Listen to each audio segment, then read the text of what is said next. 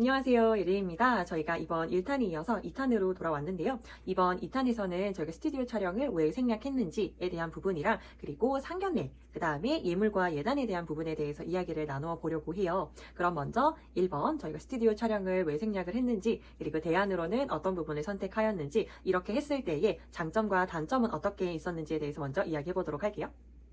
첫 번째로 스튜디오 촬영을 좀 생략을 하게 된 이유가 저희가 진행하고 싶었던 결혼식 자체가 스몰 웨딩이었기 때문에 촬영하는 부분에 대해서도 사실 시간 투자나 이런 부분을 조금 아끼려고 한 것도 있었어요. 그리고 저희 색을 좀 많이 담아내고 싶었던 터라 스튜디오 촬영은 과감하게 생략을 했고, 대신에 이제 서울 성수에 있는 커스텀 필름에 가서 저희가 셀프 촬영을 진행을 했어요. 비용은 5만 원 정도 발생을 했었고, 별도로 저희는 키링이랑 그다음에 원본을 출력했기 때문에 이제 28,000원 정도 더 비용을 지불해서 거의 한 7만원에서 8만원 정도로 웨딩 촬영은 마무리를 진행했습니다.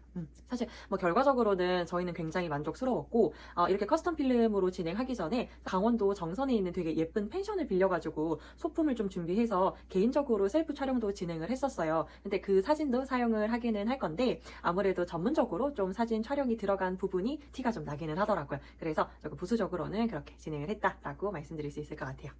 스튜디오 촬영도 너무 좋지만 셀프 촬영으로 했을 때의 장점과 단점이 좀 명확하게 나뉘어졌다고 저는 생각을 해요. 특히나 청첩장을 만들 때나 식전 영상을 제작하려고 보니까 아무래도 스튜디오에서 예쁘게 드레스를 갖춰 입고 또 드레스도 여러 벌 갈아입으면서 찍었을 때의 사진을 좀 쓸만한 사진들이 훨씬 더 많게 느껴지기는 하겠더라고요. 근데 저희는 아무래도 사진 장수 자체가 한정적이다 보니까 오히려 뭐 저희가 여행을 다녔을 때나 아니면 연애를 할 때 평상시에 찍었던 사진들을 좀 더 많이 활용을 하게 된 것 같았어요. 뭐 저희 입장에서야 결과적으로는 저희가 추구하던 그런 추구미에 좀 더 가깝게 진행이 돼서 이 부분은 참 장점이라고 말을 할 수 있을 것 같기는 한데, 만약에 그런 부분에 대해서 좀 더 진짜 나는 갖춰 입고 예쁘게 무언가를 진행하고 싶다 하시는 분들께는 조금 아쉬움으로 남을 수 있을 것 같고요.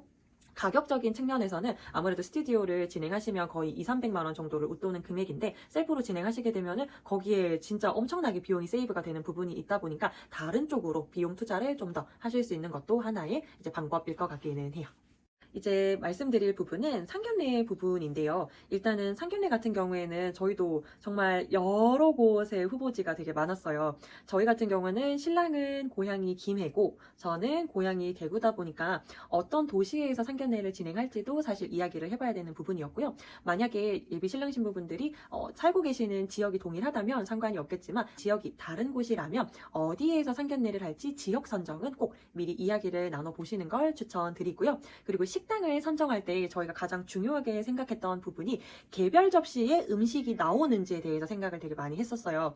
왜냐면 양가 어른들이 그래도 처음으로 얼굴을 뵙는 자리인데 음식이 중간에 그냥 덩그러니 나와버리면 이걸 다 나눠서 접시에 담고 그리고 이야기하면서 먹고 하는 데에 흐름이 많이 끊길 것 같아서 개별 접시에 나오는 곳을 좀 수소문을 했고요. 그렇게 해서 결과적으로 저희는 인터불고 신비디움이라고 하는 곳에서 진행을 했어요. 코스는 C코스로 진행을 했고 인당 약 8만 원 정도 비용이 발생된 곳이에요. 그리고 상견례를 진행하기에 앞서서 일단 선물을 어떤 걸 들고 갈지도 되게 많이 고민을 했었는데, 뭐 고기를 가져갈지 혹은 도라지 전갈을 할지 과일 바구니를 할지 되게 고민을 많이 하다가 결론적으로는 저기 양재 시민의 숲에 그 꽃시장에 가서 저희는 몬스테라 화분을 각각 똑같이 구매를 했고, 그리고 그 보자기 천을 사면은 그 화분 꽃집에서 되게 예쁘게 손수 포장을 또 해주세요. 그래서 그렇게 조금 예쁘게 만들어가지고 양가 부모님께 이제 화분을 선물을 했습니다. 오히려 좀 약소할 것 같지만 그래도 의미 있는 선물을 드려서 양가 부모님께서 훨씬 더 좋아해 주셨던 기억이 있어요. 예비 신랑 신부분들께서는 상견례 하는 지역, 그리고 식당 장소, 그 다음에 상견례 선물은 어떤 게 좋을지에 대해서 사전에 꼭 미리 이야기를 나눠보시면 좋을 것 같고요. 특히나 저희 같은 경우도 상견례 날짜 기준으로 2달 전부터 그 예약을 하려고 좀 알아봤었는데 이미 자리가 점심시간 때는 인기가 많아서 그런지 만석이더라고요. 그래서 이것도 미리미리 한번 확인을 해보시면 좋을 것 같고, 저희는 대기 2번이었거든요. 대기 2번이었는데 진짜 거짓말처럼 상견례 하기 이틀 전에 자리가 났다고 전화가 와가지고 원래 예정했던 날짜에 가까스로 진행을 좀 하게 된 케이스였어요. 그래서 미리 알아봐서 나쁠 건 없으니까 미리미리 준비하시는 걸 추천드려요. 이제 마지막으로 저희 결혼 반지와 예단 예물에 대해서 말씀을 드릴 예정인데요. 일단 반지 같은 경우는 명품 브랜드가 있고 그리고 종로 가 있고, 그리고 세 번째가 개인 공방에서도 웨딩 반지를 많이 만들고 계시더라고요. 그 세 군데를 다 가격 비교를 해봤는데 뭐 브랜드야 명품 브랜드별로 가격 차이가 나는 게 당연했었고, 그리고 종로 같은 경우에도 반지 한 개 가격이 거의 막 100만 원이 넘어가는 제품들도 있더라고요. 그리고 개인 공방에서 진행하는 것도 비용이 생각보다 되게 비싼 거예요. 그래서 이럴 거면은 우리가 특색 있는 디자인을 만들어낼 게 아니라면 마음에 드는 브랜드에서 아예 그냥 반지를 맞추자라고 결정을 해서 저희는 명품 브랜드에서 반지는 진행을 했고요. 일단 제가 결혼식에는 로망이 없었던 게 사실인데 반지는 무조건 까르띠에를 하고 싶은 로망이 있었어요. 그래서 고맙게도 신랑이 그렇게 하자라고 같이 이야기를 해줘가지고 저희는 까르띠에에서 반지를 맞췄고요. 짜잔! 러브링은 많이들 커플링으로도 하신다고 하셔가지고 저희는 마이용 팬더라고 하는 제품을 결혼 반지로 선택을 했어요. 일단 어떻게 생겼냐면 이렇게 생겼거든요. 이렇게 생겼는데 홈이 중간중간에 들어가 있어요. 그래서 결혼 반지로 많이들 선택은 하시는 디자인은 아니라고는 또 하시더라고요. 그래서 근데 저는 이 디자인이 너무 예뻐가지고 이걸로 결정을 했습니다. 홈페이지에 나와 있는 것보다는 생각보다 반지가 더 얇은 느낌이었거든요.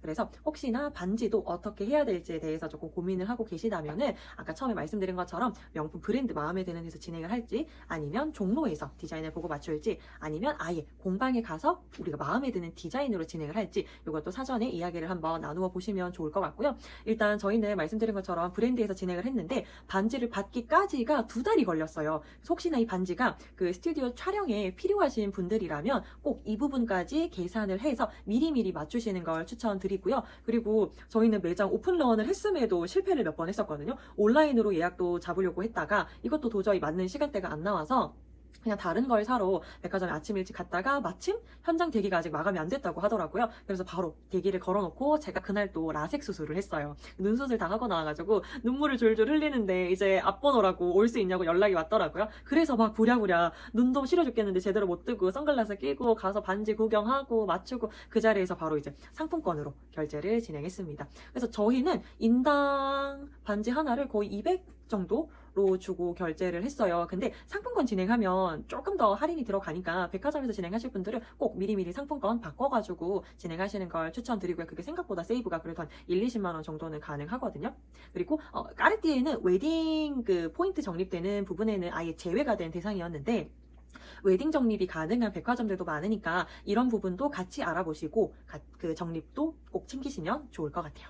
그리고 이제 예단 예물 관련이기는 한데 저희는 양가 부모님이랑 다 사전에 이야기를 해서 예단 예물은 별도로 진행을 하지 않는 걸로 마무리를 지었어요. 그래서 이 부분도 예비 신랑 신부분들은 꼭 사전에, 그러니까 어른들과 이야기를 한번 나눠보시는 걸 추천드리고 각자 부모님하고 이야기를 나눠보고 그리고 정리된 내용을 상대방이랑 같이 조심스럽게 이야기를 나누어야지 중간에 또 트러블이 없어요. 그래서 이 부분은 꼭 양가 각자의 부모님과 먼저 이야기를 하고 그 결론을 상대방이랑 이야기를 한번 하고 최종적으로 마무리 짓는 거, 이 부분은 꼭 기억을 하셨으면 좋겠어요. 여기까지가 저희가 준비한 2탄이고요. 3탄도 얼른 만들어서 업로드 해보도록 할게요. 더보기란에 제가 상세한 내용은 작성을 해두겠지만 추가적으로 궁금한 부분이 있으신 분들은 이메일 남겨주시면 저희가 빠르게 답변 드리도록 할게요. 그럼 오늘도 시청해주셔서 너무 감사드리고 좋아요와 구독은 사랑입니다. 안녕!